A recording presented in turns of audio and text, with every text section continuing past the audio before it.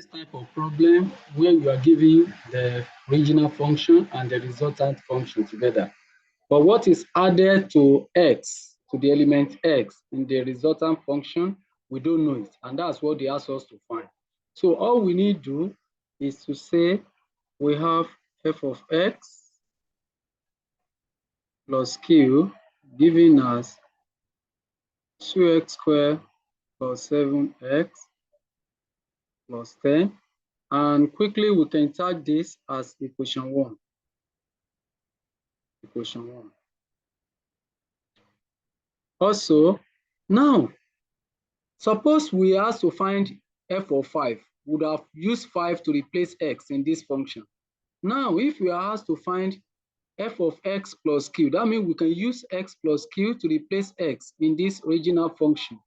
So we can as well get f of x plus q using the original function, which will give us 2 into x plus q all squared minus 5 into x plus q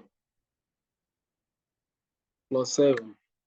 We use x plus q to replace x in this function to get this. So let's simplify this out. We have f of x plus q equals to, this is 2 into, if you expand this, it will give you x squared plus 2qx plus q squared.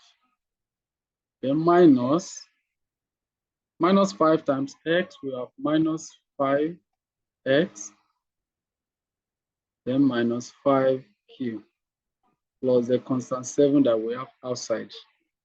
So let me further simplify this. I have 2x squared plus 4. Okay, let me arrange it well. 4q x plus 2q squared minus 5x minus 5q plus 7. And from here, I can group the term according to the power of variable x. So I have 2x squared. I have 2x squared plus this one, which is a 4qx, and this minus 5x. If I bring them together, I have it as a 4qx minus 5x. So I can factor out x so that I have 4q minus 5 left, then x outside the bracket. If you open back, if you use this x to multiply everything inside the parentheses, we'll get the previous term back. And those ones without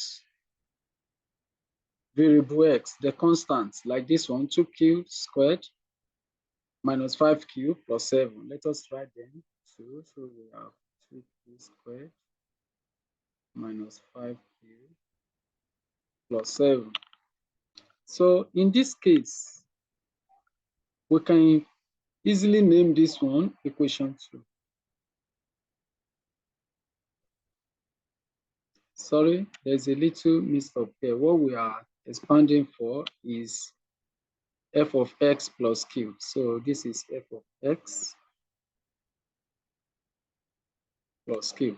But if you compare equation 1, the result we have in equation, what we are given in equation 1 as this from the question directly, and what we obtain when we substitute x plus q for x in the first function, we obtain this function. Since each of them is result of f of x plus q, we can easily say equate 1 and 2. Equate equation 1 and 2, that is this one and this one, we can equate them. So we'll have 2x squared plus 7x plus 10 equals to 2x squared plus what we have 4q minus 5x, then plus 2q squared minus 5q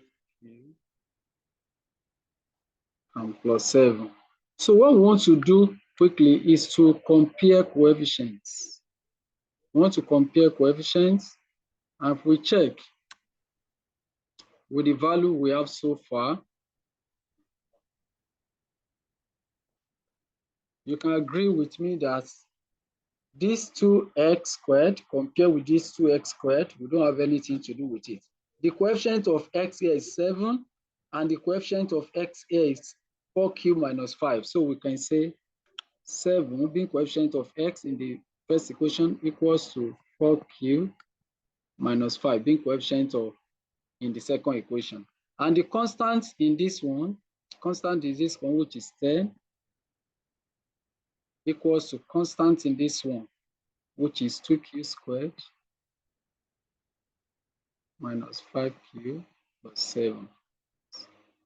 So these are the one we want to make do. But if you look at this one has led to quadratic equation, while this one stands as linear. So let's quickly solve this.